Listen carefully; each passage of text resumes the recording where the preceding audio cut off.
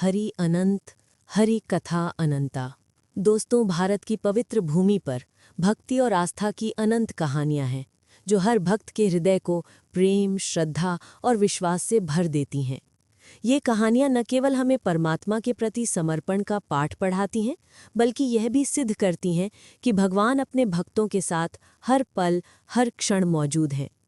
ऐसी ही एक चमत्कारी, प्रेरणादायी और हृदयस्पर्शी कहानी है भगवान श्रीनाथ जी की, जिनके दर्शन मात्र से भक्तों का जीवन धन्य हो जाता है। श्रीनाथ जी, जिन्हें भगवान कृष्ण का बाल स्वरूप माना जाता है, अपने भक्तों के लिए साक्षात ईश्वर हैं। उनकी लीलाएं ऐसी हैं जो भक्तों को ये विश्वास दिलाती हैं कि परमात्मा अपने भक्तों के हर भाव को, चाहे वह कितना ही साधारण क्यों न हो, प्रेम पूर्वक स्वीकार करते हैं। ये कहानी उस अद्भुत और चमत्कारी घटना की है जब श्रीनाथ जी की मूर्ति ने स्वयं अपने भक्तों से बात की और एक साधारण वस्त्र को अपने प्रेम का प्रतीक बनाया। इस कहानी का केंद्र है भक्त तिरुपुर दास जी, जिनकी भक्ति और श्रीनाथ जी की कृपा का यह प्रसंग आज भी भक्तों के लिए प्रेरणा का स्रोत है। ये कहानी हमें यह सिखाती है कि भक्ति में सच्चाई और प्रेम ही सबसे बड़ा धन है और भगवान अपने भक्तों के सच्चे भाव को कभी अस्वीकार नहीं करते। श्रीनाथ जी का मंदिर राजस्थान के उदयपुर के निकट नाथद्वारा में स्थित है, जो एक प्रसिद्ध तीर्थस्थल है। इस मंदिर की महिमा और भव्यता की चर्चा न केवल भारत में बल्कि विश्व भर में होती है। नाथद्वारा का मंदिर आज लाखों भक्तों के लिए आस्था का केंद्र है, जहां श्रीनाथ जी के दर्शन के लिए भक्तों का तांता लगा रहता है। लेकिन क्या आप जानते हैं कि ये मंदिर पहले नाथद्वारा में नहीं बल्कि वृंदावन के समीप गोवर्धन पर्वत पर स्थापित था। गोवर्धन पर्वत, जहां भगवान कृष्ण ने अपनी लीलाएं की थीं, वही स्थान था जहां श्रीनाथ जी का प्राकट्य हुआ था। कहते हैं कि गोवर्धन पर्वत पर श्रीनाथ जी की मूर्ति स्वयं प्रकट हुई थी। ये मूर्ति भगवान कृष्ण के बाल स्वरूप की है, जिसमें वे अपनी बाईं भुजा उठाए हुए हैं, जो गोवर्धन पर्वत को धारण करने का प्रतीक है। इस मूर्ति की उत्पत्ति की कहानी भी अपने आप में चमत्कारी है। पौराणिक कथाओं के अनुसार गोवर्धन पर्वत पर श्रीनाथ जी की मूर्ति एक ग्वाले को दिखाई दी थी, जो वहां गाय चराने गया था। उस ग्वाले ने मूर्ति को देखकर मंदिर के पुजारियों को सूचना दी और फिर उस स्थान पर श्रीनाथ जी का मंदिर स्थापित किया गया। गोवर्धन पर्वत पर श्रीनाथ जी की पूजा अर्चना बड़े ही भक्तिभाव से की जाती थी। मंदिर में हर दिन उत्सव का माहौल रहता था। भक्त सुबह शाम श्रीनाथ जी के दर्शन के लिए उमड़ पड़ते थे। मंदिर के पुजारी और सेवक भगवान की सेवा में दिन रात लीन रहते थे। श्रीनाथ जी की मूर्ति को सुंदर वस्त्रों, आभूषणों और फूलों से सजाया जाता था। उनकी सेवा में कोई कमी नहीं रखी जाती थी। मंदिर में हर दिन विभिन्न प्रकार के भोग लगाए जाते थे, जिनमें खीर, माखन, मिश्री और अन्य स्वादिष्ट व्यंजन शामिल थे। भक्तों के लिए ये स्थान किसी स्वर्ग से कम नहीं था। श्रीनाथ जी की मूर्ति के सामने खड़े होकर भक्त अपने सारे दुख दर्द भूल जाते थे। मंदिर का वातावरण इतना पवित्र और शांतिपूर्ण था कि वहां पहुंचने वाला हर व्यक्ति अपने आप को भगवान के चरणों में समर्पित कर देता था। मंदिर में हर दिन भजन कीर्तन होते और भक्त श्रीनाथ जी की लीलाओं का गुणगान करते। ये स्थान भक्ति और प्रेम का एक अनुपम संगम था।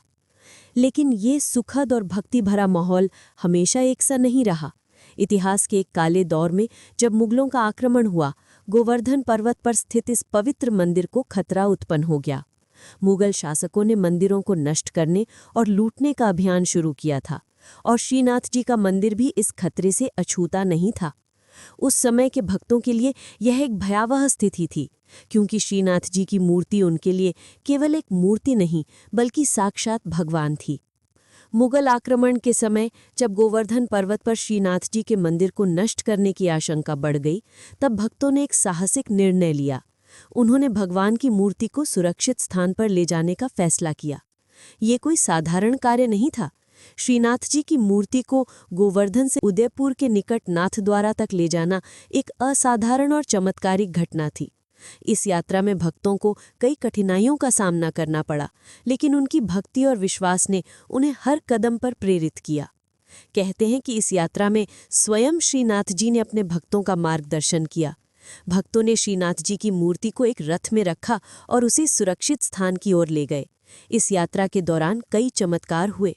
रास्ते में कई बार ऐसा हुआ कि रथ अपने आप रुक जाता था और भक्तों को लगता था कि श्रीनाथ जी स्वयं ये संकेत दे रहे हैं कि उन्हें कहाँ जाना है।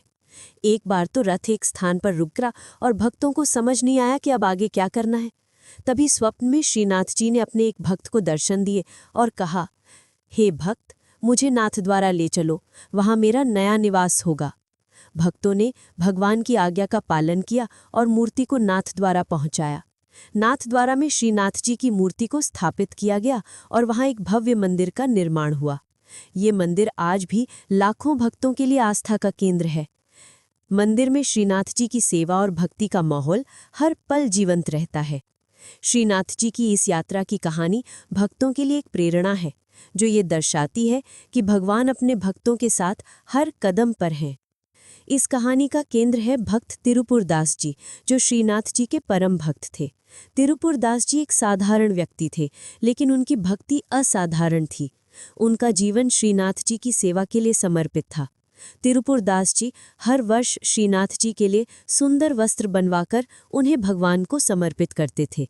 ये उनकी परंपरा थी, जो उनके जीवन का एक अभिन्न अंग बन चुकी थी। तिरुपुरदास जी अपनी कमाई का एक बड़ा हिस्सा भगवान के लिए वस्त्र और श्रृंगार तैयार करने में खर्च करते थे। उनके द्वारा बनवाए गए वस्त्र इतने सुंदर होते थे कि मंदिर के पुजारी और भक्त उनकी प्रशंसा करते नहीं थकते थे। तिरुपुरदास जी के लिए ये कोई साधारण कार्य नहीं था।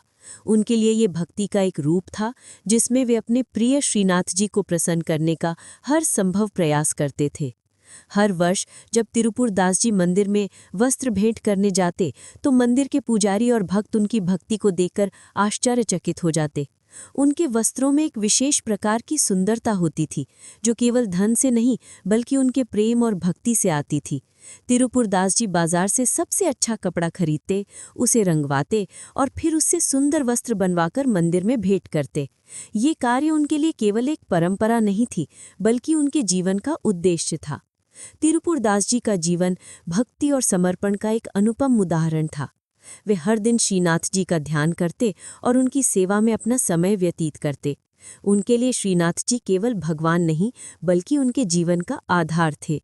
उनकी भक्ति इतनी गहरी थी कि वे हर काम में भगवान का ध्यान रखते थे, चाहे वो कपड़ा खरीदना हो, उसे रंगवाना हो या फिर उसे सिलवाकर भगवान को भेंट करना हो। हर कदम पर उनकी भक्ति और प्रेम झलकता था। लेकिन समय हमेशा एक सा नहीं रहता। एक बार तिरुपुरदास जी के जीवन में एक बड़ा संकट आया। वहां के राजा ने उनकी सारी संपत्ति हड़प ली। तिरुपुरदास जी, जो हमेशा धन की कमी के बिना श्रीनाथ जी की सेवा करते थे, अब आर्थिक तंगी का सामना कर रहे थे। उनके पास अब वो धन नहीं था जिससे वो हर वर्ष की तरह सुंदर वस्त्र बनवा सकें। ये उनके लिए एक बड़ा संकट था, क्योंकि उनकी परंपरा टूटने का खतरा था। तिरुपुरदास जी रात दिन यही सोचते रहती थीं कि इस बार वो श्रीनाथ जी को क्या भेंट करेंगे। उनके मन में बार बार यह विचार आता, मैं हर वर्ष भगवान को सुंदर वस्त्र भेंट करता हूँ, लेकिन इस बार तो मेरे पास कुछ भी नहीं है। मैं अपने प्रिय नाथ को क्या दूंगा? इस विचार ने उन्हें व्याकुल कर दिया। वे अपने घर में इधर उधर देखने लगे कि शायद कुछ ऐसा मिल जाए जिसे बेचकर वो भगवान के लिए वस्त्र खरीद सकें। तिरुपुरदास जी का मन बार बार श्रीनाथ जी की ओर जाता था। एक दिन तिरुपुरदास जी की नज़र अपने घर में रखे एक चांदी के बर्तन पर पड़ी। ये बर्तन उनके पास बची एकमात्र मूल्यवान वस्तु थी। ये बर्तन उनके परिवार की एकमात्र निशानी थी, जो उन्हें पूर्वजों से प्राप्त हुई थी। लेकिन तिरुपुरदास जी के लिए श्रीनाथ जी सर्वोपरि थे। उन्होंने तुरंत निर्णय लिया कि वे इस चांदी के बर्तन को बेचकर भगवान के लिए वस्त्र खरीदेंगे। वे उस चांदी के बर्तन को लेकर एक सुनार की दुकान पर गए। सुनार ने बर्तन को देखा और उसकी कीमत के अनुसार तिरुपुरदास जी को कुछ पैसे दिए। ये राशि बहुत अधिक नहीं थी, लेकिन तिरुपुरदास जी के लिए ये एकमात्र साधन था। वे उन पैसों को लेकर खुशी खुशी कपड़े की दुकान पर गए। उनके मन में ये आशा थी कि वो श्रीनाथ जी के लिए एक सुंदर वस्त्र खरीद सकेंगे। कपड़े की दुकान पर पहुंचकर तिरुपुरदास जी ने एक सुंदर वस्त्र देखा, जो उनकी नज़र में श्रीनाथ जी के लिए उपयुक्त था। ये वस्त्र रेशमी था और उसमें एक विशेष प्रकार की चमक थी। तिरुपुरदास जी ने सोचा कि ये वस्त्र श्रीनाथ जी को बहुत शोभा देगा। लेकिन जब उन्होंने दुकानदार से उस वस्त्र की कीमत पूछी, तो दुकानदार ने कहा, इस वस्त्र की कीमत बहुत अधिक है। आपके पास जितने पैसे हैं उतने में ये वस्त्र आपको नहीं मिल सकता। तिरुपुरदास जी ने दुकानदार से विनती की कि ये वस्त्र मुझे श्रीनाथ जी के लिए चाहिए, कृपया मुझे ये वस्त्र दे दें। मैं हर वर्ष श्रीनाथ जी को सुंदर वस्त्र भेंट करता हूँ और इस बार भी मैं चाहता हूँ कि मेरी परंपरा न टूटे। लेकिन दुकानदार नहीं माना। उसने तिरुपुरदास जी को एक सस्ता कपड़ा दिखाया और कहा, ये कपड़ा तुम्हारे पैसों में मिल सकता है, यदि तुम्हें चाहिए तो इसे ले जाओ। तिरुपुरदास जी के मन में उदासी छा गई। वे सोचने लगे कि क्या ये सस्ता कपड़ा श्रीनाथ जी को भेंट करना उचित होगा। उनके मन में बार बार ये विचार आ रहा था कि श्रीनाथ जी को हमेशा सबसे सुंदर और कीमती वस्त्र भेंट किए जाते हैं। ये साधारण कपड़ा उनके प्रियनाथ को कैसे शोभा देगा। लेकिन उनकी भक्ति इतनी गहरी थी कि उन्होंने ये सोचकर वो कपड़ा ले लिया कि भगवान को कुछ न कुछ भेंट करना जरूरी है। वे उस कपड़े को लेकर एक रंगाई की दुकान पर गए और रंगाई वाले से कहा, इस कपड़े को लाल रंग में रंग दो, ये मुझे श्रीनाथ जी को समर्पित करना है। लाल रंग श्रीनाथ जी को बहुत प्रिय था और तिरुपुरदास जी चाहते थे कि उनका ये साधारण वस्त्र भी भगवान के लिए विशेष बन जाए। रंगाई वाले ने कपड़े को लाल रंग में रंग दिया और तिरुपुरदास जी उसे लेकर अपने घर लौट आए। घर पहुंचकर तिरुपुरदास जी ने उस लाल वस्त्र को श्रीनाथ जी की मूर्ति के समीप रखा और मन ही मन भगवान से बात करने लगे। उन्होंने कहा, हे नाथ, मैं हर वर्ष आपके लिए सुंदर वस्त्र बनवाकर भेंट करता था, लेकिन इस बार मेरे पास कुछ नहीं है। मेरी सारी संपत्ति राजा ने हड़प ली है। ये साधारण सा वस्त्र ही मैं आपको भेंट कर सकता हूँ, कृपया इसे स्वीकार करें। ये कहते कहते उनकी आंखों में आंसू आ गए। वो सोचने लगे कि क्या ये साधारण वस्त्र श्रीनाथ जी को शोभा देगा। उसी रात जब तिरुपुरदास जी सो गए, उन्हें एक स्वप्न दिखा। स्वप्न में श्रीनाथ जी ने उन्हें दर्शन दिया और कहा, हे तिरुपुरदास, तुम्हारा ये वस्त्र मुझे बहुत प्रिय है, इसे मंदिर में भेज दो, मैं इसे स्वीकार करूंगा। यह स्वप्न देखकर तिरुपुरदास जी का मन कुछ हल्का हुआ, पर फिर भी उनके मन में संकोच था। वो सोचने लगे कि ये साधारण वस्त्र भगवान को कैसे भेंट किया जाए। क्या मंदिर के पुजारी इसे स्वीकार करेंगे? क्या ये वस्त्र श्रीनाथ जी की भव्यता के साथ मेल खाएगा? सुबह जब उनकी नींद खुली तो उनके घर के बाहर एक व्यक्ति खड़ा था। वो व्यक्ति श्रीनाथ जी का एक भक्त था जो तिरुपुरदास जी से मिलने आया था। तिरुपुरदास जी ने उससे बात की और पूछा, कैसे आना हुआ? उस व्यक्ति ने कहा, मैं यहाँ कुछ काम से आया था, सोचा आपसे मिलता चलूं।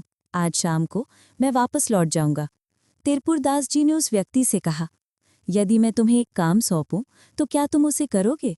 वो व्यक्ति बोला, आप भक्तराज हैं, आप जो कहेंगे मैं करने को तैयार हूं।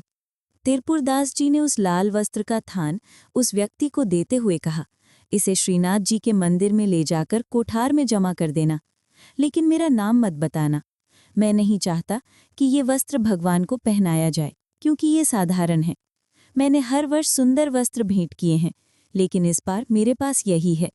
मेरी परंपरा न टूटे, इसलिए मैं इसे भेज रहा हूँ। वो व्यक्ति तिरुपुरदास जी की बात मानकर उस वस्त्र को लेकर नाथद्वारा के मंदिर पहुंचा।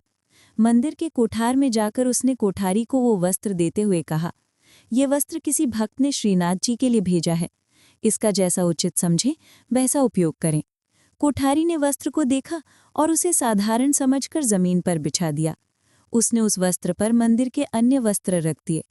कोठारी को ये नहीं पता था कि ये वस्त्र कितना मूल्यवान है, क्योंकि ये एक भक्त के प्रेम और समर्पण से भरा हुआ था। कुछ दिन बाद जब भक्त विट्ठलनाथ जी श्रीनाथ जी का श्रृंगार कर रहे थे, तब एक असाधारण घटना घटी। श्रीनाथ जी की मूर्ति ने स्वयं बोलना शुरू कर दिया। उन्होंने कहा, हे विट्ठलनाथ, मुझे बहुत ठंड लग रही है। इस ठंड के कारण मुझसे बैठा नहीं जा रहा। कोई ऐसा उपाय करो कि मेरी ठंड शांत हो जाए। विट्ठलनाथ जी ये सुनकर आश्चर्यचकित रह गए।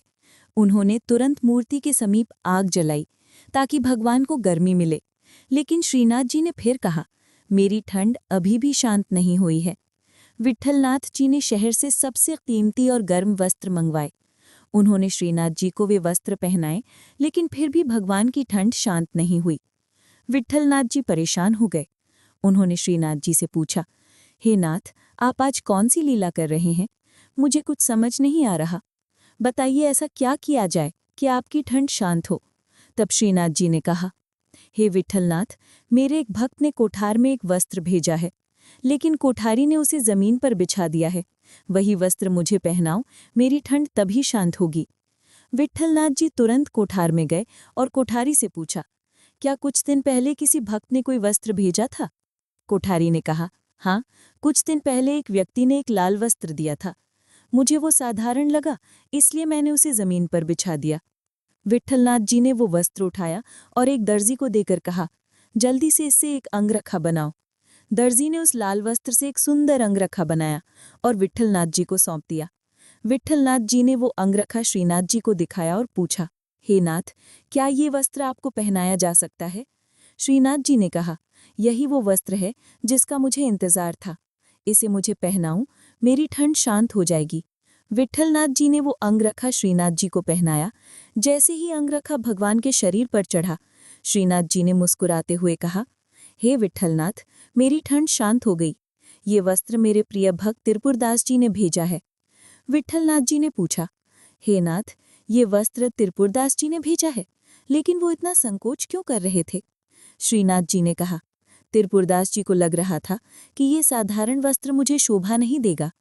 वो हर वर्ष महंगे वस्त्र भेंट करते थे, लेकिन इस बार उनके पास धन नहीं था। फिर भी उन्होंने अपने प्रेम और भक्ति से ये वस्त्र भेजा। मैंने उनके प्रेम को स्वीकार किया है। जाओ, उन्हें मेरे पास लेकर आओ। विट्ठलनाथ जी तुरंत त्रिपुरदास जी के पास गए और उन्हें मंदिर ले आए। जैसे ही त्रिपुरदास जी श्रीनाथ जी के समीप पहुंचे, भगवान के गले में चढ़ी माला टूटकर जमीन पर गिर गई। त्रिपुरदास जी घबरा गए और बोले, हे नाथ, क्या मैं इतना अपराधी हूं कि मेरे आते ही आपकी माला टूट गई? श्रीनाथ जी ने कहा, नहीं त्रिपुरदास, ये तुम्हारा अपराध नहीं है। मैंने ये माला तुम्हारे लिए भेंट की है। इसे अपने हृदय पर धारण करो। तुमने अपने वस्त्र को मेरे हृदय पर चढ़ाया और मैं अपनी माला तुम्हारे हृदय पर देता हूँ। त्रिपुरदास जी की आंखों में आंसू आ गए। उन्होंने श्रीनाथ जी से कहा, हे नाथ, आपने मेरा मान इतना बढ़ाया है। मेरी एकमात्र विनती है कि मुझे हमेशा आपके चरणों में स्थान दें। श्रीनाथ जी ने मुस्कुराते हुए कहा, त्रिपुरदास, तुम मेरे प्रिय भक्त हो। तुम्हारा स्थान मेरे चरणों में सदा सुरक्षित है। श्रीनाथ जी की यह सच्ची घटना हमें ये संदेश देती है कि भगवान के लिए भक्त का भाव सबसे महत्वपूर्ण है। चाहे वो साधारण वस्त्र हो या कीमती, भगवान उसे अपने प्रेम से स्वीकार करते हैं। त्रिपुरदास जी ने अपनी सामर्थ्य के अनुसार जो कुछ भी भेंट किया, उसे श्रीनाथ जी ने न केवल स्वीकार किया, बल्कि उसे अपने हृदय से लगाया। ये कहानी हमें सिखाती है कि भक्ति में सच्चाई और प्रेम ही सबसे बड़ा धन है। दोस्तों, आशा है ये कहानी आपको पसंद आई होगी। अगर पसंद आई हो तो वीडियो को लाइक करके कमेंट में जय श्री कृष्ण ज़रूर लिखें। चैनल पर अगर पहली बार आए हैं तो चैनल को सब्सक्राइब ज़रूर करें। जय श्री कृष्ण।